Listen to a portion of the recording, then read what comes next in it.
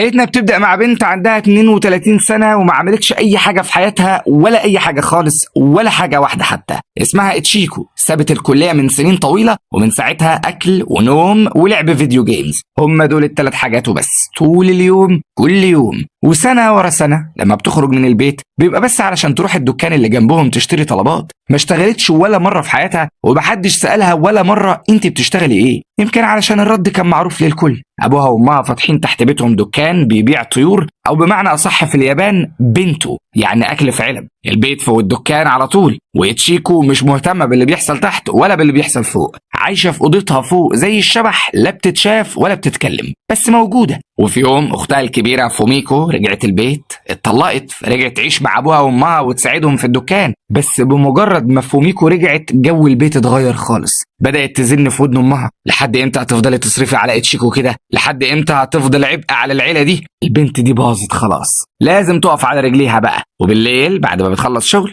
فوميكو بتطلع فوق وبتبدأ في اتشيكو تلقيح كلام وتريقة وأسئلة مستفزة، بس اتشيكو بتطنشها خالص، بتنزل الدكان تحت وبتاخد أي حاجة تلاقيها علشان تاكلها. أمها كمان بتزعل منها وبتقول لها لو مش عايزة تساعدي في الدكان على الأقل خدي بالك من ابن أختك. اتشيكو بترد: ما أنا باخد بالي منه أهو، كل حاجة في حياتها كانت زي المية الراكدة يا عزيزي المشاهد، لا فيها موجة ولا حركة، مجرد حياة واقفة مكانها. وفي الليلة دي اتشيكو راحت الدكان بتاع ال100 ين علشان تشتري عشاء، وما كانتش ليها مزاج تمشي، فأخدت العجلة. وهي في الدكان بتلم شوية حاجات شافت إعلان وظيفة متعلق على الحيطة، وقفت قدامه لحظة، بصت عليه وبعدين كملت مشي كأنها ما شافتوش أصلا، كأن الإعلان ده ملوش علاقة بيها. وهي راجعة عدت من قدام صالة بوكس وشافت راجل جواه بيلعب بوكس، بيضرب بوكسات وغرقان في عرقه. اتشيكو وقفت شوية وفضلت بص عليه كام ثانية، وبعدين في حاجات بتعلق في العين يا عزيزي المشاهد حتى لو شفتها لثواني بس. تاني يوم الصبح فوميكو وامها كانوا بيجهزوا الدكان تحت، واتشيكو نايمة فوق امها، طلعت لها الاكل وقالت لها النهارده ميعاد دكتور السنان بتاعك، روحي له يلا. فاتشيكو قالت لها ملوش لازمه تضيع وقت على الفاضي، بس امها اصرت وقالت لها روحي وخدي بالك من سنانك. هنا فوميكو بدات تتكلم، قالت لها بفلوس مين هتروحي لدكتور السنان؟ فلوسك اللي تعبتي فيها ولا مستنيه معاش امك؟ الجمله دي هي اللي كسرت حاجه جوه اتشيكو. راحت اتشيكو خبطت الطبق في الارض، ففوميكو رفعت ايدها عليها واتشيكو دلقت عليها عصير. ففوميكو مسكت ازازه صلصه طماطم وعصرتها كلها في شعر اتشيكو، وكده جابوا اخرهم والاختين مسكوا في بعض ضرب على ترابيزه الاكل، ضرب وزعيق وصوت حاجات بتقع. امهم حاولت تحوش بينهم وبعدين قعدت تعيط وقالت انا تعبت، كل مره فوميكو بتيجي فيها البيت بيتحول لساحه حرب، انا مش قادره استحمل اكتر من كده. اتشيكو طلعت بره وهي متعصبه، ولما رجعت قالت انا عايزه امشي من هنا، عايزه اعيش لوحدي. امها قالت لها الموضوع مش هيبقى سهل. سكتت لحظه وبعدين كملت: بس يمكن ده يبقى احسن لك علشان تعتمدي على نفسك شويه. وامها اديتها فلوس الايجار. في نفس اليوم اتشيكو لمت هدومها وراحت قعدت في اوضه ايجار صغيره، والاول مره في حياتها تبقى لوحدها، والاول مره بجد تحاول تعمل سيره ذاتيه. ايديها كانت بتترعش ومخها وقف لان مفيش حاجه اصلا تتكتب. وبعدين قدمت على شغل في الدكان ابو 100 ين ده، نفس المكان اللي كانت بتروح تشتري منه فطارها. في المقابله المدير لقطها على طول، قال لها انت ما عندكيش اي خبره في الشغل. اتشيكو قالت له انا كنت بساعد امي في دكان البنت بتاعها. المدير سالها دكان ايه، ولما عرف ان اتشيكو بنت صاحبه الدكان، نفس الدكان اللي كان بياكل منه ايام المدرسه، ابتسم وافتكر الايام دي، وعلشان خاطر الذكريات القديمه الجميله دي قرر يدي لاتشيكو فرصه. بس ما كانش فيه غير مكان واحد بس فاضي، ورديه بالليل. قال لها لو نزلتي 4 شفتات في الاسبوع هتعملي حوالي 200 دولار في الشهر. اتشيكو ما كانش قدامها حل تاني فوافقت. ومن تاني يوم بدأت التدريب، وهناك قابلت واحد شغال معاها اسمه نامو. الولد ده ما كانش بيبطل كلام ابدا، رغي متواصل ومعاكسه وتلزيق. اتشيكو كانت بتتخنق منه، بس علشان هي ما كانش ليها في الكلام فضلت ساكته، استحملت كأنها اتعودت على الاستحمال. في يوم كونو دخل الدكان، وده نفس الراجل اللي اتشيكو شافته في صالة البوكس. اتشيكو استغربت جدا. كونو اشترى طلباته بس نسي الموز بتاعه، وبعد ما خلصت شغل اتشيكو اخذت الموز وراحت صالة البوكس علشان ترجعه له. وفي المقابلة القصيرة دي كونو قال لها انا شفتك كذا مرة بتعدي من قدام الجيم، وبعدين قال لها نتقابل بكرة. يا عزيزي المشاهد اتشيكو حست بحاجة نورت جواها، امل او نبضة قلب او حاجة كانت مطفية من سنين طويلة. لأول مرة تاخد وقتها وهي بتجهز نفسها، لبست هدوم حلوة وشيك، وكانت فاكرة ان اليوم ده هيبقى يوم مميز وان حياتها اخيرا هتتغير. كونو جالها بعربية فان علشان ياخدها، ومن الكلام عرفت انه كان شغال في بنزينة قبل كده ودلوقتي عاطل عن العمل. اخدها وراحوا حديقة الحيوان، بس كل ما كانوا بيتكلموا شخصية كونو الحقيقية كانت بتبان زي اتشيكو بالظبط. كان عايش في الدنيا دي تايه من غير لا اتجاه ولا هدف. الحاجة الوحيدة اللي كان بيحبها بجد هي البوكس، غير كده حياته كانت فاضية والقعدة كانت غريبة جدا، لا عرفوا يتكلموا ولا ضحكوا، مجرد اتنين قاعدين قصاد بعض. وفي الاخر اتشيكو سألته انت طلبت تخرج معايا ليه؟ كونو رد عليها بصراحة وقال اصل شكلك بنت مش هتقول لا، وبس كده، لا في حب ولا اعجاب، مجرد احساس ان البنت دي مش هترفضه. تاني يوم في الشغل نعمو بدأ يزن تاني، تخرجي معايا؟ تعالي نخرج. نفس السؤال بيتكرر وتشيكو ما كانتش مهتمه بيه خالص، بس هو ما كانش بيسكت. في الوقت ده كونو دخل الدكان يشتري موز، بس المره دي ما كانش معاه فلوس، فبدل ما يدفع ثمن الموز ساب لتشيكو تذكرتين لماتش البوكس بتاعه. ونعمو البجح كان واقف وشايف كل حاجه، فراح معاه الماتش هو كمان. وفي الماتش لما تشيكو ونعمو شافوا ان اللي بيلعب في الحلبه هو كونو، هما الاتنين اتفاجئوا. كونو لعب بكل قوته وكان بيموت نفسه، بس في الاخر خسر. وبعد الماتش تشيكو استنت كونو وراحوا علشان ياكلوا مع بعض، بس نعمو البجح مشي وراهم وقعد معاهم على نفس الترابيزه كانهم عازمينه. وهم بياكلوا كونو قال لهم ان ده كان اخر ماتش ليه علشان عدى السن المسموح وخلاص كده البوكس انتهى. تشيكو سالته ليه بعد الماتش انت واللي كنت بتلعبوا خبطتوا على كتف بعض؟ انتوا صحاب؟ نعمو رد وقال دي حاجه عاديه في البوكس بتعبر عن الروح الرياضيه. بعد شويه تشيكو قامت راحت الحمام، واول ما مشيت يا عزيزي المشاهد كل حاجه باظت. كونو سال نعمو في حاجه بينك وبينها؟ نعمو الكذاب قال له دي تشيكو هي اللي هتموت عليا وبتقعد تترجاني علشان اخرج معاها. كونو سمع الكلام ده ومن غير ما يقول ولا كلمه ضرب نعمو بالبوكس ومشي. لما تشيكو رجعت من الحمام لقت الدنيا متبهدله وكونو اختفى.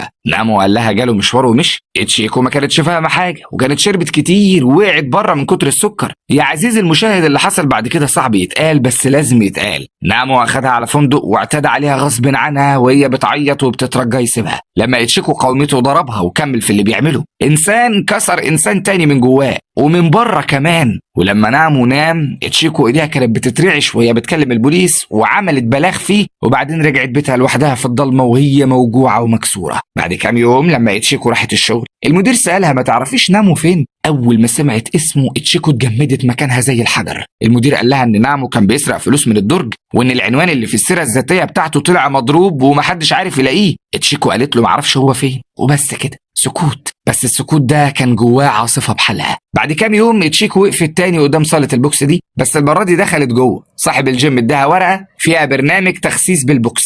تشيكو سالته امال كونو فين؟ صاحب الجيم قال لها هو ساب البوكس خلاص. تشيكو زعلت ومشيت، بس في نفس اليوم الظهر رجعت تاني وملت الاستماره. وبعدين سالته ينفع ابقى ملاكمه محترفه؟ صاحب الجيم قال لها الموضوع مش سهل، انت عندك 32 سنه وده اخر سن للبنات علشان يدخلوا امتحان البوكس. بس تشيكو ما كانش فارق معاها اي حاجه، في نار ولعت جواها والمره دي ما كانتش هتنطفي ابدا. جاب لها مدرب اسمه كوباشي وبدا يعلمها من الصفر، اول بوكس واول دفاع واول خطوه، كل حاجه من الصفر. ومن اليوم ده تشيكو بقت تروح الجيم كل يوم تتدرب وبعدين تروح الشغل وترجع من الشغل على التمرين. حياتها بقت عباره عن دايره بتلف، عرق وتعب وارهاق وعرق تاني. بس يا عزيزي لاول مره في حياتها تشيكو حست ان في سبب يخليها تصحى من النوم وانها مش مجرد بتتنفس، دي بقت عايشه بجد. وفي ليله كونو دخل الدكان وهو سكران طينه، حالته كانت زباله لدرجه انه رجع في الدكان. العمال سحبوه ورموه في الشارع بره كانه حته خرده مكسوره. تاني يوم الصبح لما ورديه تشيكو خلصت لقت كونو مرمي في مكانه في الشارع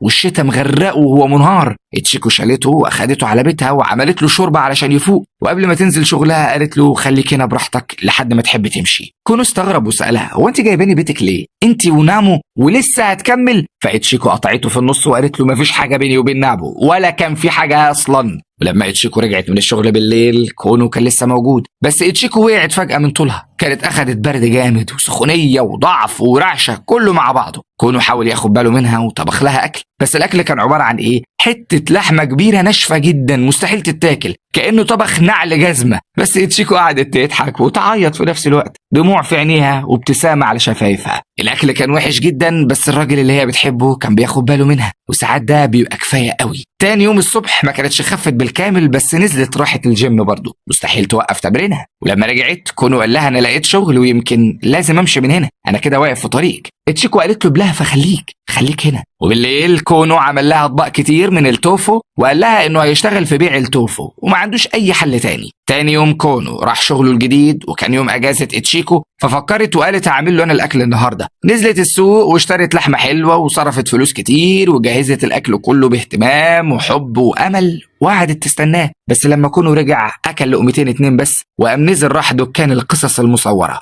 اتشيكو فضلت مستنياه طول الليل بس هو ما رجعش. الصبح اتشيكو كانت واقفه في الشارع تستناه وسالته ما رجعتش بالليل ليه؟ وفي اللحظه دي واحد من زمايل كونو ساله مين دي؟ كونو رد ببرود وقال دي اختي. الكلمه دي بس خلت كل حاجه حلوه فاضله جوه اتشيكو تتحول لرماد. حست انها استغلت واترمت زي اي حاجه مش كانسانه. بس المره دي اتشيكو ما اتكسرتش. المره دي اخدت كل الوجع وكل الغضب وكل التعب وطلعتهم في الجيم. في كل بوكس وفي كل نفس راحت لصاحب الجيم وقالت له انا عايزه ادخل امتحان البوكس. المدير حاول يفهمها ويقول لها ان الموضوع مش سهل، لما البوكس بيخبط بيوجع، ده وجع حقيقي، التمرين قاسي جدا والامتحان صعب قوي. بس اتشيكو ما كانش فارق معاها الدموع والوجع، كانت متعوده عليهم من زمان. بس بره الحلبة وفي الشهور اللي بعدها اتشيكو اتغيرت تماما، خست جدا، خست 20 كيلو، جسمها بقى سريع جدا وبوكساتها بقت زي لدغة التعبان. البنت اللي كانت بتكسل تقوم من على السرير بقت تقف في الحلبة غرقانة عرق بس منورة. وجه اليوم الموعود،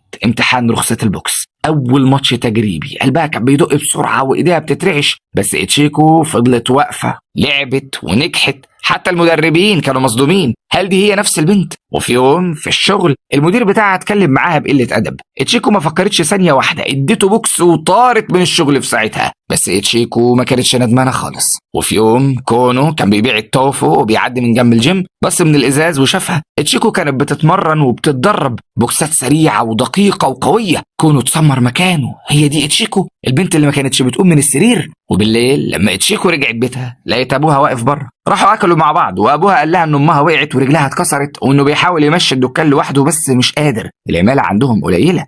قال لها ارجعي ساعدينا. وبعدين بص لاتشيكو بتركيز ولاول مره كانه بيشوفها بجد. قال لها انت اتغيرتي، بداتي تلعبي بوكس وعايشه لوحدك وواقفه على رجليكي، كل ده حلو قوي، انا فخور بيكي فخور. دي كانت اول مره حد يقول الكلمه دي لاتشيكو في حياتها. تاني يوم الصبح اتشيكو راحت تساعدهم في دكان البينتو ولعبت مع ابن اختها وعلمته شويه بوكس وقالت له لو حد ضايقك في المدرسه ما تخافش، اديله بوكسات صغيره كده. الولد عينيه لمعت من الفرحه. وهي شغاله في الدكان كونو جه يشتري اكل، بس اول ما شاف اتشيكو خبى وشه من الكسوف وطلع يجري. اتشيكو اخذت الاكل وطلعت تجري وراه، عرفت انه شغال دلوقتي في المعمار وعماله البناء وبيشيل طوب واسمنت، وان البنت اللي كان بيخرج معاها من الشغل سابته. اتشيكو قالت له انا عندي ماتش يوم الاحد اللي جاي، هتيجي تتفرج عليا؟ كونو سالها انت بدات تلعبي بوكس ليه؟ اتشيكو سكتت لحظه وبعدين قالت له الوقفه في الحلبه فيها سحر، حاجه كده ما لقيتهاش في اي مكان تاني في حياتي. بس فجاه حد نده على كونو علشان يرجع شغله، رمى الاكل من ايده ومن غير ما يقول شكرا ولا حتى يبص لها ومشي بارد ومش مهتم